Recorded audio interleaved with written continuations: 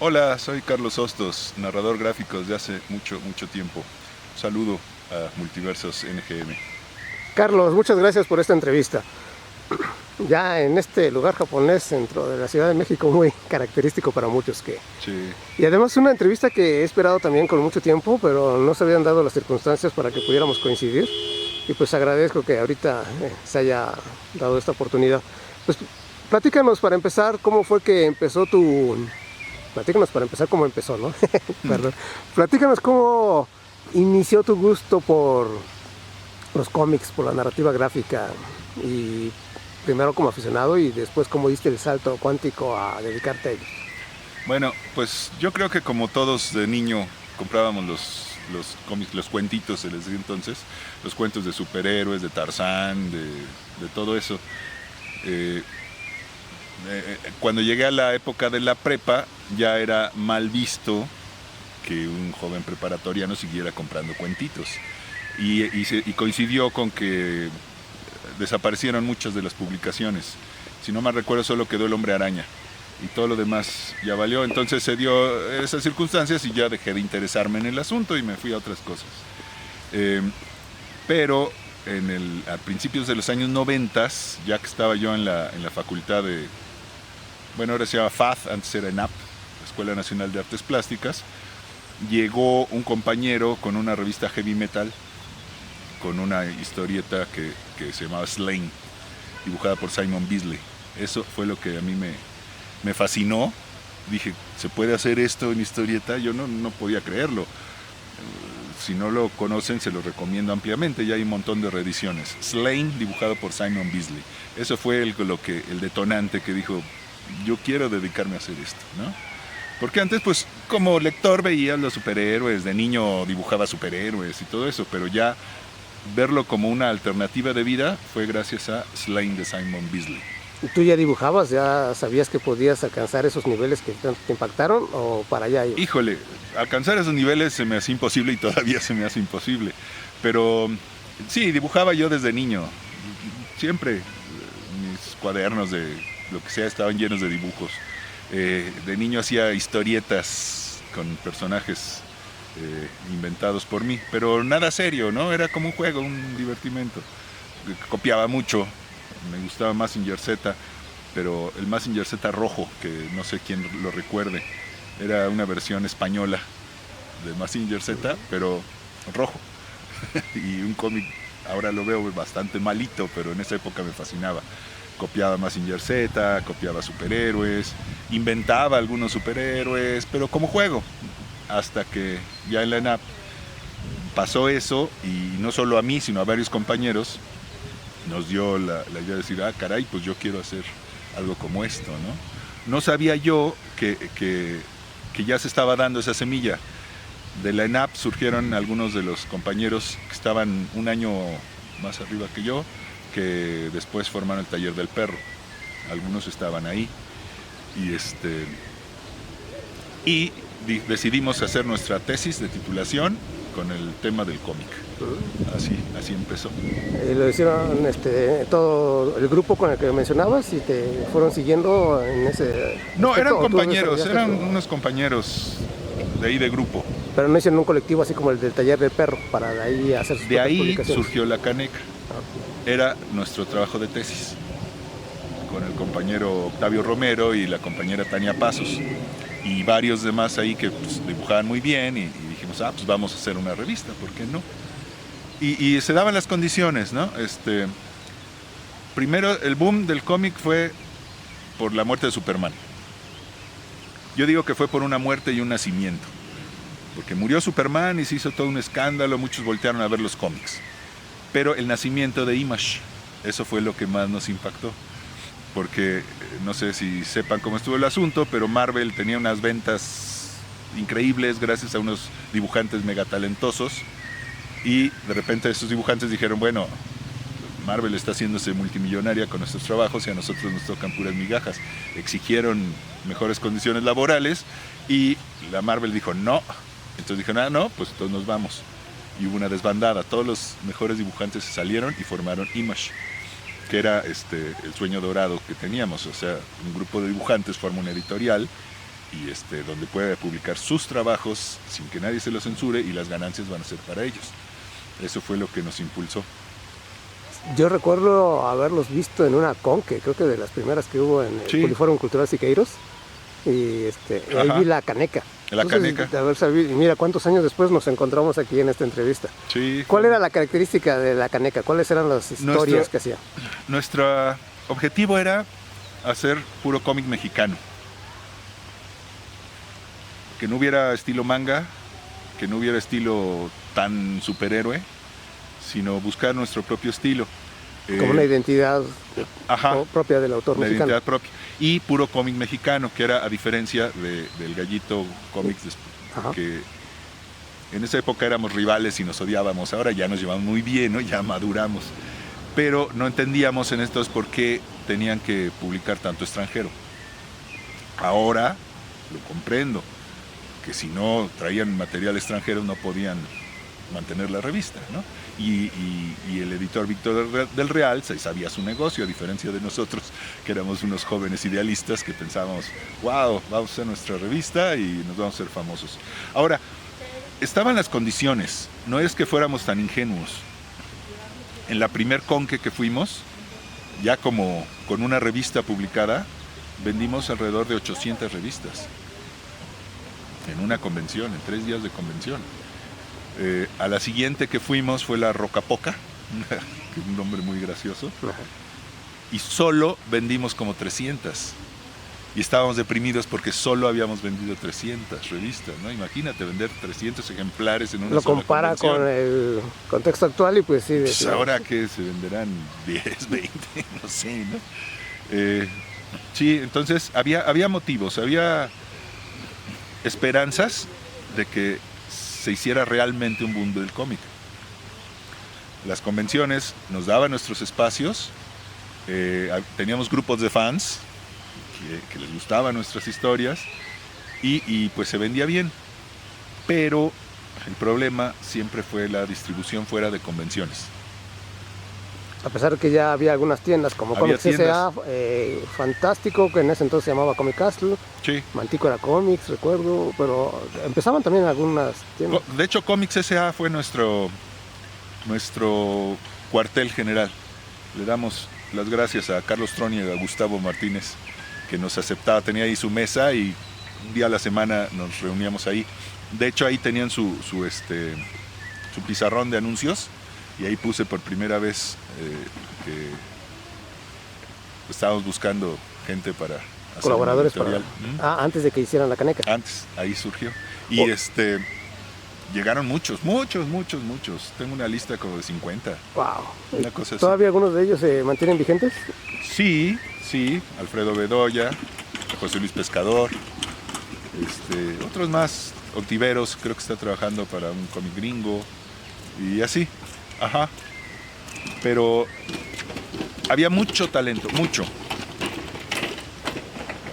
pero sin embargo había mucho desmadre. Estaban muy chavitos, los más grandes éramos yo y Octavio y algunos otros que tendríamos, ¿qué? 20 años, y los más chavitos, había unos de 14 años, ¿no? Entonces imagínate, chavitos de 14 años empezando a dibujar y en una convención donde les piden autógrafos y dibujos y wow, ¿no? Ya somos los amos del universo. Del Manchas no vas a estar hablando. Saludos al Manchas, seguramente verá esto. El Manchas y Omar llegaron chavitos. Ajá. Y no había la producción suficiente. Ese era el problema. Porque, digamos, íbamos a una convención con nuestra revista. Bien. Seguimos a la siguiente convención con la misma revista. Los mismos dibujos, el mismo número. El mismo número, porque no había la posibilidad de ir sacando números continuos, porque no había un sistema de distribución. Ajá. Por ejemplo, en Comics S.A. nos apoyaban ahí, en Comics Castle nos compraban al contado, poquitas, pero nos compraban. Pero con los otros era una friega. Había que estar yendo a ver si ya los habían vendido, a ver si no sé qué. Siempre cuento la anécdota de Mundo Comics, que se supone que apoyaban el cómic en español. Todo lo que tenían era de Norma y así editoriales españolas. Llegamos, dejamos nuestros ejemplares, sí, muy bien, vengan en, no sé, en 2 semanas. Llegamos en 2 semanas, vemos todo, no hay ni uno, ya vendieron todos, qué padre. Le preguntamos ahí, no me acuerdo cómo se llama, Mauricio, no me acuerdo. No se vendió ni uno. Pues ¿dónde están? Estaban abajo del mostrador, hasta atrás, en un rincón, así. Pues ¿quién los iba a ver, no? Nunca lo exhibieron. Nunca lo exhibieron. Pues, ¿cómo se iban a vender? Y así era, ¿no? Y vengan en 15 días a ver si ya les pagamos. Vengan en 8 días más. Ay, miren, se vendió uno. No, un desgaste tremendo, tremendo, ¿no? Y por eso el punto fuerte eran las convenciones. Pero también las convenciones empezaron a decaer en este aspecto. Porque antes eran las mesas de los las mesas de los cómics independientes. Teníamos muy buenos espacios.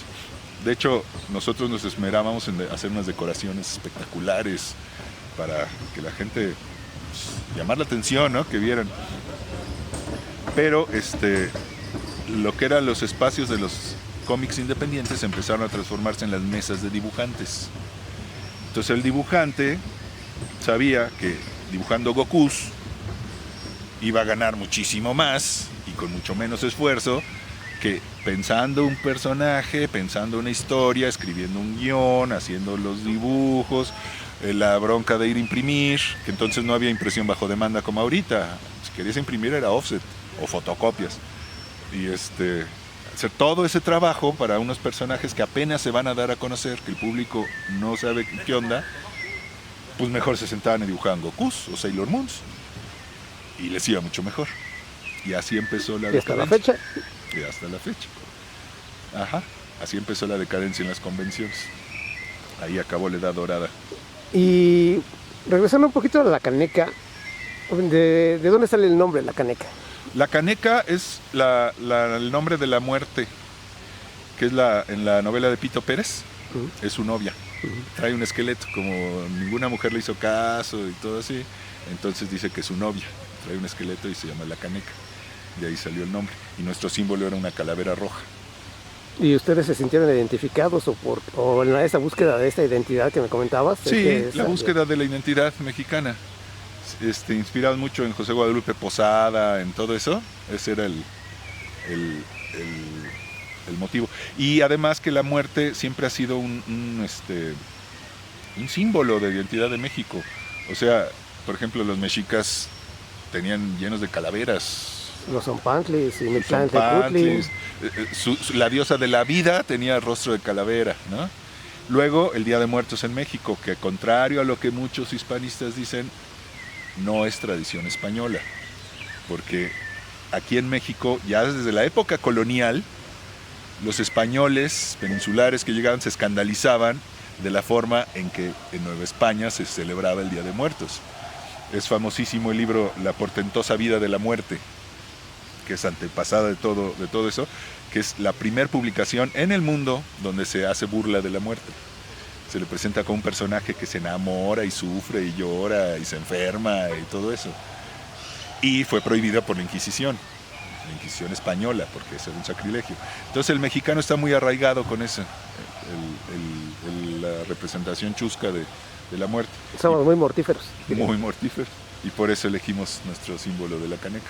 Ah, qué bien. Y en cuanto al desarrollo de las historias, ¿eran historias autoconclusivas o tenían una continuidad? ¿Había algún personaje que fuera característico de cada autor? ¿O algún temático? Por ejemplo, ¿tú te especializabas en temas, no sé, sociales, políticos o cómo? Pues sí, por ejemplo, yo tenía 2 personajes que se hicieron famosones. Uno era Mixc, una guerrera prehispánica, y el otro el hombre tlacuache, que ahora me entero que es una especie de leyenda en CU. He visto algunas publicaciones que mencionan al hombre tlacuache de CU, y pues yo creo ya nadie se acuerda quién lo inventó, ¿no? Había otros, por ejemplo, un dibujante que era Alejandro Ruiz, que ahora hace fiestas balcánicas, y ahora es Ubik Laqueman.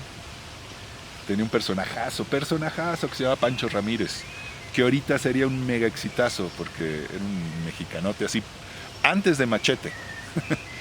Lo inventó antes de la película Machete. Pero para darnos una idea de cómo ello. Ajá. Y había algunos otros, ¿no? Dainónico de pescador. Pero te digo, el problema es que no podíamos dedicarnos de 100% a ponernos a trabajar. Entonces la producción era baja. Yo decía que eran artistas conceptuales, porque nomás platicaban, ¿no? En la mente teníamos ya todo un universo de personajes, pero a la hora de dibujar, pues... Ahí viene lo bueno. Ahí viene lo bueno, ¿no? Entonces estábamos llenos de pin-ups. Todos. Y pues nos divertíamos mucho, ¿no? Hacíamos crossovers y todo eso. De hecho, con las otras editoriales había también ese cotorreo. Luego iban de otras editoriales como Caribulú, Dicinto, etcétera, a dibujar ahí en nuestro stand y nosotros íbamos al suyo y hacíamos crossovers con los personajes. Había muy buen ambiente. ¿Y hasta qué número llegó la caneca? De la caneca fueron como 10 números. 10 números. Estamos hablando que en los 90 se quedó, ya no pasó los Hicimos hace poco, unos 5 años, una compilación con todos el material bueno que se había quedado ahí en el tintero, y ahorita está a la venta en Amazon, que es la caneca 25 años. 25 años. ¿Y recopila todos los 10 números más el...? No es recopilatorio, es de historias inéditas. Ah, ok. Ajá, porque muchos trabajamos a color, y en esas épocas imprimir a color era increíblemente difícil imposible. y caro. Entonces todos salíamos en blanco y negro. Entonces en esa recopila algunos en blanco y negro y todas las de color. Okay. ¿Y no han pensado en sacar una recopilación para la gente que no conoció la caneca o que tuvo un número por ahí? Pues es que es caro y uno no sabe qué va a pasar, ¿no? Porque en las convenciones de ahora, te digo, vendes 10, 20, no sé cuál es el récord de ventas actual de una editorial. Y pues no sé si la nostalgia pegue, ¿no? Si todavía hay a quien diga, la caneca, claro, siempre quise estos ejemplares, ¿no? Y luego muchos ya lo vemos chafa. Yo, los trabajos que hacía en esa época, ahora ya los veo chafas. Porque pues... Obviamente ya sienten que evolucionaron, ¿no? Bueno, sí, uno ve lo que empezaba con José Luis Pescador en esas épocas y ve lo que está haciendo actualmente. Sí. Notas un cambio radical. Totalmente. El mismo Manchas. Sí. Pero sin ser malo tampoco. O sea, no era malo. Era de hecho, era de los que había más calidad artística. Porque, por ejemplo, mi primer cómic de Milagro estaba pintado al óleo. Eran 16 páginas nada más, pero no sé si hubo uno antes, a color y al óleo. Entonces sí, experimentábamos, le buscábamos. Diferentes técnicas y además todavía eran sistemas mecánicos para impresión y todo. Sí, de hecho la primer portada de la caneca yo la hice recortando y pegando y con aerógrafo y óleo y así. La portada era de mi novia en esa época, Fara, y quedó muy bonita, pero todos ahora juran que era Photoshop. Pero no, eran tijeras y... Los envidiosos dirán que es inteligencia artificial, pero... Ahora van a decir... Sí, a mí me pasa eso. Cuando hacía así collage, decían es Photoshop. Ahora que manejo mucho el Photoshop, dicen es inteligencia artificial, ¿no? De hecho, al rato van a decir que esta entrevista fue hecha por inteligencia artificial y tú eres un avatar que fue programado. Así es. Pero... Entonces, tú aprendiste de una manera autodidacta siendo niño, pero después fuiste perfeccionando, supongo, cuando estudiaste en la ENAP, o tuviste otros maestros. Fíjate, en la ENAP casi no aprendí nada útil, porque nos tocó el cambio hacia lo digital. Entonces en la ENAP me enseñaron cálculo tipográfico, separación mecánica de color, un montón de cosas que ya nunca jamás se van a volver a utilizar. Que ya son vintage. A menos que haya un apocalipsis zombie y se destruyen las computadoras y volvamos a la mano. Entonces diremos, yo sé hacer cálculo tipográfico, ¿no? Yo sé hacer separación de color con camisas de albanene. Entonces en la ENAP en realidad no aprendí nada. Fui a pescar novia. Todo lo fui aprendiendo del cómic, lo fui aprendiendo por la observación. De ver, o sea, te digo, Slane me abrió las puertas, coincidió con que se abrieron las primeras tiendas de cómics que íbamos a Comics S.A. y que ahí empezamos a descubrir un montón de cosas que nos habíamos perdido en México. Todo lo de la bande dessinée, todo el cómic francés, todo el cómic español de los 80s, que era increíble. Y nos lo habíamos perdido aquí, no sabíamos nada de eso, ¿no? Aquí superhéroes y caricaturas y después empezaba el manga. A mí el siguiente que me encantó fue Arkham Asylum. Dave McKean, dije yo quiero hacer algo como esto, ¿no? Dave McKean, Vicente Segreles, con El Mercenario. Sí, el cómic europeo fue el que me fue enseñando. Te fue gestando ahí. Y después de la Caneca, ¿seguiste tu trabajo como narrador gráfico en proyectos independientes o a dónde giró tu carrera? No, después de la Caneca ya me dediqué a otras cosas. Me metí al cine, he sido diseñador de producción de varias películas, organicé exposiciones, varias cosillas. Pero como que el gustito siempre se tiene, ¿no? Siempre. Y como aprendí a usar Photoshop, cámara digital, todo eso, dije pues vamos a seguirle. Y ahora estoy trabajando en fotonovelas. Estás rescatando el antiguo arte perdido también de la foto, que sí, también tuvo su momento de un boom en México, pero también fue, al igual que la historieta tradicional, como sobajada culturalmente por la opinión popular, porque también no la bajaban de pornográfica, etcétera, aunque no era el común general, pero siempre la mala fama se extiende más siempre, fácil. Sí, como el cómic mexicano industrial terminó en el sensacional de ficheras y sensacional de todo eso, ¿no? Y fíjate, la fotonovela... Faltó un sensacional de canecas. Falta. La fotonovela es invento mexicano. Eso siempre hay que recalcarlo. Se le da el crédito a Italia, que los fumetti, pero no, fue cosa mexicana. Ya investigué y desde finales del siglo XIX, en las revistas de moda y todo eso, ya había fotonovela. Había, eran unas 8 viñetas con los artistas de moda, las bataclanas y las tiplés y los cómicos. Eran 6, 8 viñetitas que contaban una historia con fotos. Ajá. Y después ya vino José Guadalupe Cruz con su historieta del Santo. Que eran fotomontajes, precisamente. Eran fotomontajes, porque llegó a tener tanto éxito la revista que no había dibujante que aguantara el ritmo. Entonces dijeron, bueno, si el Santo existe, ¿para qué lo estamos dibujando si podemos fotografiarlo? Y parece que iba un día a la semana o a la quincena o algo así el Santo al estudio a que lo fotografiaran en todas las poses que se les ocurriera, sin previo a historia. A ver, Santo, corre, brinca, lucha, siéntate, acuéstate, vuela. Y después ahí a los que trabajaban también les tomaban fotos y tenían un archivo de fotos gigantesco, ¿no? Y si faltaban, lo recortaban, no les importaba mucho, del periódico, de catálogos de modas, de lo que fuera. Recortar, pegar, meter pincel y quedaban unos collages surrealistas maravillosos. Y ya luego con las técnicas de impresión, que aplastaba todo, pues ya no se notaba el recorte. Y de ahí empezaron a hacer más y más y más. Y como que el público mexicano se va mucho al drama, le encanta el drama. Y las fotonovelas empezaron a hacerse dramáticas. Mucho del Barrabal, de las rumberas que sufren y todo eso, ¿no? Simplemente para hacer esta entrevista fue todo un drama, pero bueno. Sí, y ya después también fueron degenerando. Ya se perdió todo eso de recortar, pegar, todo eso, y ya nomás contrataban a los actores y a ver, pum, su foto y ya. Ahí iban haciéndolo al vapor.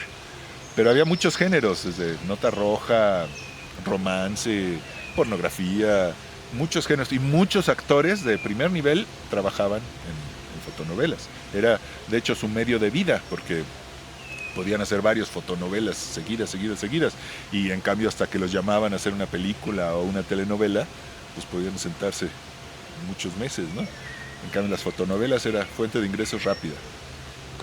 Sí, había de hecho pues gente hasta como José José o Juan Gabriel, creo. Juan Gabriel. Hay una, me dio mucha risa encontrar a Jorge Ortiz de Pinedo, jovencito, saliendo de asesino serial en una fotonovela de la revista Alarma. ahí es el supervillano, chavito, Eran chavito. sus pininos. Sí. Sí, pues todo esto es un tema, lo de las telenovelas. Y entonces, digo, telenovelas, las fotonovelas, precisamente precursoras de las telenovelas.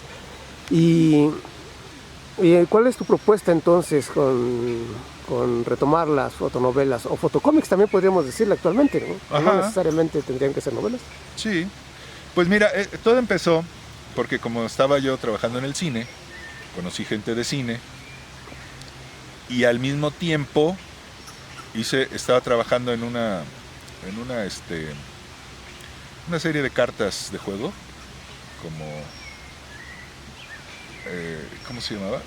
Como Magic. Como Magic, no me acuerdo cómo se llamaba, Calabozos y pero era Dragones, de mitologías prehispánicas. Ah, Entonces estaba haciendo eso y el que coordinaba todo eso me enseñó el programa Poser, que hace figuras, rostros, todo eso, ¿no? y desde ahí te convertiste en un poser. Era Poser, siempre lo he sido, pero...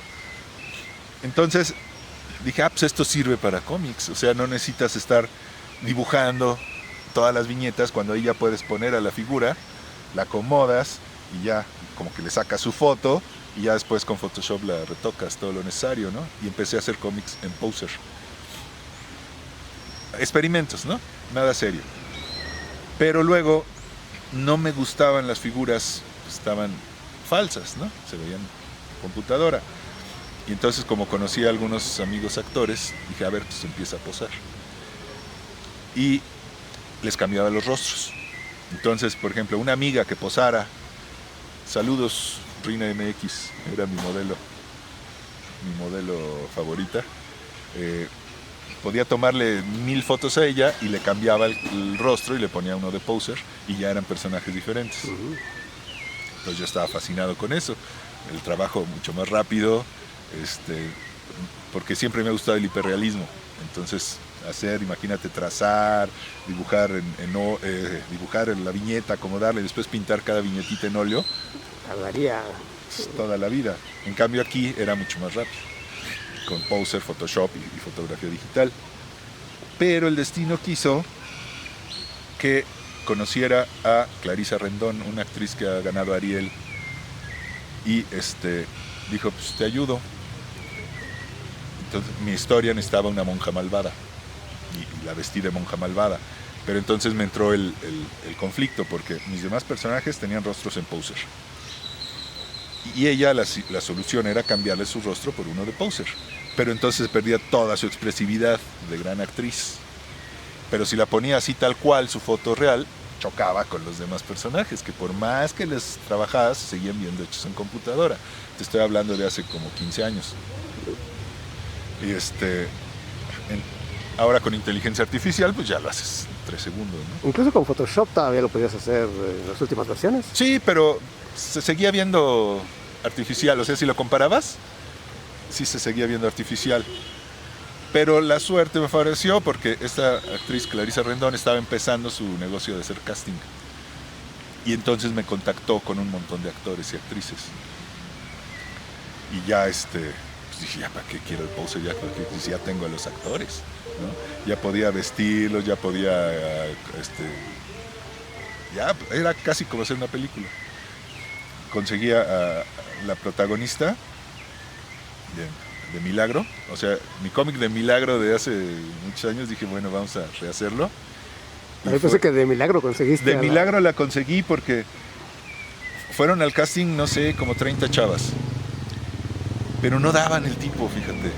Eres bien exigente también. No, es que pensaba hacer película también. Ajá, o sea, era las dos, fotonovela y película. ¿Como una narrativa transmedia o la adaptación posterior de la...? No, como dos historias sobre el mismo universo, pero historias diferentes. Una para novela gráfica y otra para cine. Pero estaban los mismos actores, los mismos personajes. Y es bien vaciado porque actrices que luego se sabe cuando son de teatro. Porque todo lo hablan así para que se oiga hasta la última fila. Tiene más proyección de voz. Ajá, entonces les decía, a ver, esto lo dices así, susurrando. Y susurraban, pero fuerte, ¿no? Luego, lo más difícil era lo más fácil, según yo, porque había así los castings que hicimos, ¿no? Grabados. A ver, llora, estás desgarrada, lo hacían perfectamente. Enójate, lo hacían perfectamente. Que decir, como que no les importaba, ¿no? Porque están rechazando, ya sabes, el te quiero como amigo. Y lo decían, pero así con una crueldad. Les salía natural. Ajá, yo decía, no, es que no es cruel, o sea, de veras eres inocente, no sabes nada, tú debes decirlo así, tal cual. Así como te han dicho muchas veces. Sí, o sea, pero no, lo hacían así con saña. Y vi a esta actriz, Valentina Magaña, desde que la vi, así paradita ahí, dije, ay, ojalá sepa actuar porque, o sea, el personaje es muy complejo, porque en su vida cotidiana es una niña inocente y acomplejada y tímida, pero en la pista del circo se transforma en una diva, vulnerable, ¿no? Entonces debe dar eso. Y cuando oí así a Valentina Magaña ahí paradita, así su aspecto de niñita buena, dije, ay, ojalá sepa actuar. Y sí sabía actuar. Pero esa es la ventaja de la fotonovela, ¿no? Que no necesariamente tienes que tener cierta voz, ciertas complexiones, ciertos movimientos, porque como es la imagen fija, realmente es más la expresividad de la expresividad. Deben saber actuar, porque pues, es su profesión, ¿no? Cuando les dices muéstrate serio, saben cómo mostrarse serios. Ríete, saben cómo moverse ante las cámaras, ¿no? Entonces fue padrísimo todas esas sesiones con todos los actores. Aprendí muchísimo porque, por ejemplo, aprendí puntualidad. Porque en las reuniones de cómics, híjole, decíamos a las 12, llegaban a la 1, llegaban a las 2. En cambio, los actores saben que el llamado es a las 11, tienen que estar a las 11. A menos que sean divas o divos que ya se conocen. De eso sí, pero digamos, y sobre todo cuando trabajan en teatro, por ejemplo, pues la función es esa hora, ¿no? Sí. Nada de que, demórenla porque no he llegado, ¿no? Entonces aprendí puntualidad, porque yo estaba bien mal acostumbrado con los comiqueros que llegábamos a la hora que se nos pegaba la gana. Puntualidad, profesionalismo, saber expresar lo que quieres. Porque cuando tú eres dibujante de cómics, estás tú y tu mundo. Y tú dibujas a los personajes como se te pega la gana y hacen lo que se te pega la gana sin necesidad de explicarles, porque son tus dibujos. Pero cuando tienes un actor enfrente necesitas explicarle qué es lo que quieres que haga. Y no hay... Debe ser muy preciso. Porque si no, el actor interpreta lo que él quiere y resulta que no funciona para lo que tú estás haciendo. Entonces tienes que hablar con el actor, explicarle cuál es el personaje que está haciendo y además un trabajo de imaginación del actor también, porque muchas veces se toman las fotos por separado. Aunque en la escena coincidían los dos, estaban discutiendo los dos, pero le tomaba la foto a un actor un día y a la actriz el otro día, en ámbitos totalmente diferentes. Entonces yo en Photoshop los integraba, pero el actor tenía que estar discutiendo con el aire. Imaginarse toda la escena, porque estabas en una azotea, en una casa, en un pequeño foro, y decías, mira, es que aquí debe ser el escenario, y tú imagínate que ahí está el público, o imagínate que acá. Entonces también para ellos fue una experiencia bien chistosa, porque luego ya estaban listos, así digamos, mira, tienes que caminar de allá para acá, ¿no? Bien enojado. Yo ya con mi cámara aquí, ya empieza. Y estaban esperando a que les dijera acción. Pero es más bien no acción, ¿no? O sea, quédate quieto. O también trabajé con una fotógrafa. Entonces yo acomodaba a la actriz, ¿no? Mira, así quiero que esté. Ya, listo, toma la foto. Y no la tomaba. Y le decía, toma la foto. Dice, es que estás tú en cuadro y me arruinas la toma. Pues no importa, yo solo quiero a la actriz. Yo voy a borrar todo el fondo, ¿no? El no estar acostumbrados, precisamente. No estar acostumbrados. Entonces fue todo un proceso para mí y para ellos de cómo trabajar para hacer esto. Y ya después veían el resultado y sí se sorprendían, porque, digamos, estábamos en una azotea y la chava ahí, y después en un patio y el coprotagonista, y después lo integraba todo en un escenario del centro histórico, ¿no? Y Porque además ya los softwares de edición te permiten mucho eso. Sí, ya cambias, le metes filtros, muchas cosas, ¿no? Le pones otros escenarios y ya no son tan necesarios los fotomontajes como se hacían en las épocas de José G. Cruz, ¿no? Entonces, sí, y por ejemplo en mis viñetas puedo tener la foto de una mano que me acabo de tomar hace 10 segundos, junto con la imagen de la actriz que tomé hace 2 años, con un escenario que tomé hace 15 años, donde aparecen personas que ese día salieron de su casa y nunca se imaginaron que iban a aparecer en una fotonovela 20, 30 años después, ¿no? Escenarios, por ejemplo, el centro histórico, había un callejón que me gustaba mucho y después regreso y ya le habían pintado, ¿no? Bien pintadito, ya adiós escenario, ¿no? Anduve fotografiando escenarios en el centro histórico, en varias partes, ¿no? Por si te vuelven a hacer lo mismo. Por si te vuelven a hacer lo mismo. Por si me vuelven a hacer lo mismo. O sea que ahorita aprovechas para tomar ajolotes y cuando los cambien en otra administración ya vas a poder retomar como que esa época. Ya voy a poder retomar. O al contrario, decir, ay, quiero una imagen y ya no hay ajolotes. O no quería los ajolotes. Otro espacio del centro, pusieron ya un tianguis y ya no se puede trabajar ahí, o sea, las fotos, ¿no? Así, pero pues va bien. De ahí la importancia del archivo, el stock que le llaman. Exacto, sí, yo tengo ahí en todas partes, museos, donde sea, tomo de aparatitos, instrumentos, cielos, bosques, sí, tengo ahí un archivo bastante grande. ¿Y hasta dónde piensas llevar esta, como, no sé si llamarlo renacimiento de la fotonovela, o porque pues no creo que a nivel industrial tampoco se esté germinando algo más grande hasta ahorita, pero pues hasta, creo que es el único caso ahorita que conozco que quiere retomar esta forma de narrativa gráfica? Pues sí, y no sé porque mucha gente tampoco no lo consideraba como historieta o cómic porque tiene su propia forma de hacer, es un formato en sí, pero es parte de la narrativa gráfica. Sí, pues es que es difícil, ¿no? Sí se necesitan reunir varias circunstancias, por ejemplo, actores. Ajá. Porque, mira, va a ser algo chistoso porque lo que más me ha costado trabajo es poner gente normal.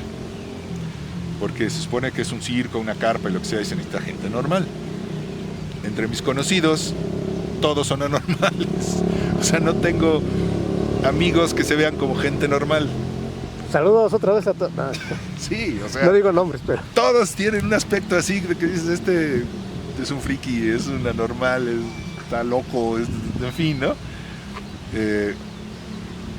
Ninguno parece así el señor que está pasando por la calle. Ajá. Entonces sí se necesita meterse con alguien que haga castings, que te dé el personaje, ¿no? El famoso que dé el carácter.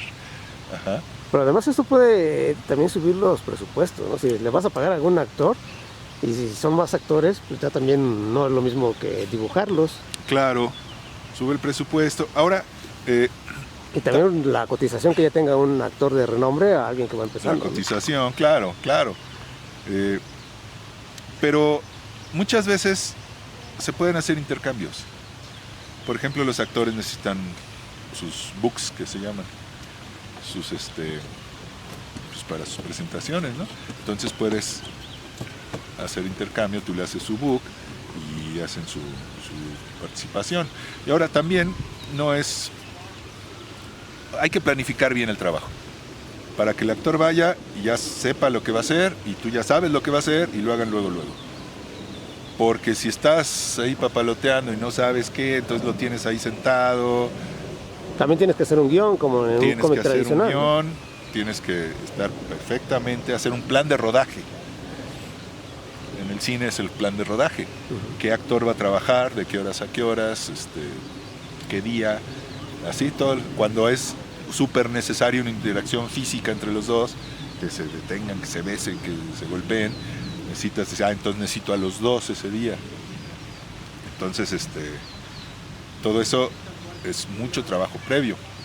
Y también la fotografía digital ha facilitado muchísimo, porque también ya es mucho más barato, no lo mismo que antes, que tenías que revelar rollos, hacer la impresión y no te salió, y aquí puedes experimentar, Sí, tomar miles de fotos.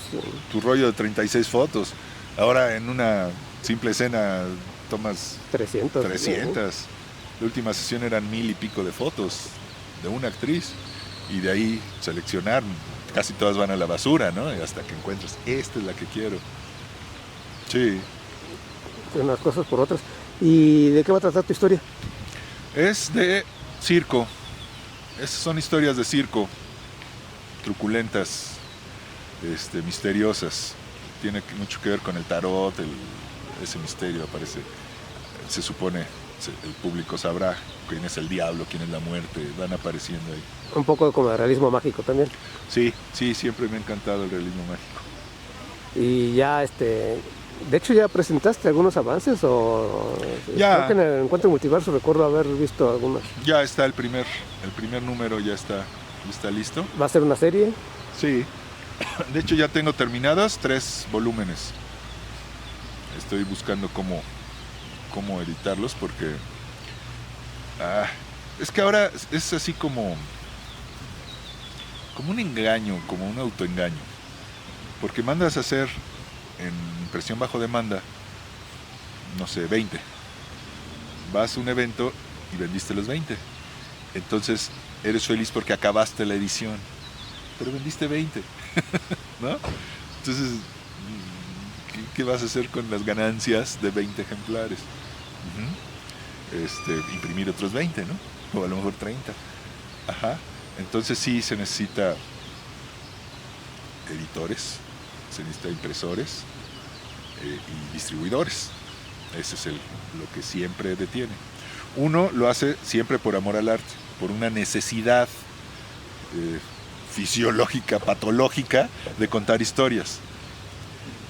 Pero ya tienes tu historia, sí, ya la acabaste. ¿Y luego qué sigue? ¿No? Ese es el problema. Ahí, el primer número, tuve la facilidad de que Ignacio Septién, el de la mole, me patrocinara. Porque cuando salió el primer número de Milagro en el 96, Ignacio Septién fue de mis patrocinadores. Entonces, como recuerdo, Estamos hablando del 96. en 96 salió el primer 30 número de años Milagro. después salió, otra vez te patrocinó la Ajá. novela. Entonces, en offset, 1000 ejemplares. Pues así sí, ¿no? Así sí ya conviene. Pero tengo más proyectos, estamos viendo cómo hacerlo. Y entre actores con más nivel tengamos, pues más fácil es que la gente se interese. Promoverlos, la publicidad también es importante. Así es. Pues muy bien, pues estaremos al pendiente dándole seguimiento a estos proyectos. ¿Algo más que estés desarrollando, tal vez como cómic tradicional, dibujando, o ya dejaste el dibujo por la fotografía totalmente? Sí, bueno, ahora te voy a decir, mis cómics también tienen dibujo real. O sea, como es un circo, hago los carteles, anuncios, banners, todo eso a mano. Sigo trabajando a lápiz, a tinta, al óleo, para hacer todo ese material gráfico que aparece en la novela gráfica. También hago cartonería, porque la protagonista usa sus máscaras y vestuarios así, los hice reales de cartón. Entonces es una mezcla. O sea, hacer mis cómics es como muy chiquito, pero como un Señor de los Anillos. Hay que hacer los props, los disfraces, conseguir a los actores, conseguir los escenarios, hacer el arte, todo el arte que va a aparecer ahí, y después todo lo unes. Diría que es un proceso artesanal, pero en realidad creo que lo definiste mejor con la palabra arte, ¿no? Porque sí, es un arte mixto, Sí, híbrido de tantos reúne todo. que haces. Desde la escritura para hacer el guión, el diseño de producción, que eso es del cine, Artes plásticas. artes parece. plásticas, y mezcla Fotografía. lo artesanal con lo digital. No, pues sí, es muy completo el proyecto. Bastante. Pues redes sociales donde te podamos seguir para saber de estos proyectos. Pues está mi Facebook, Carlos Hostos Abugal. Tengo un Instagram que casi no uso, pero ahí está. Y si quieren ver mis novelas gráficas, ya están en Amazon. Están las de Milagro y de historias de otras cirqueras. Pues con que busquen Hostos Sabugal en Amazon, ahí aparecen mis libros. También la caneca, obviamente. Y el especial de 25 años de la caneca, ahí está. Bueno, pues algo más que quieras agregar, Carlos. No, pues te agradezco la entrevista, te agradezco el tiempo que me hayas dejado desahogarme. Para eso estamos. Pues muchas gracias. Gracias a ti.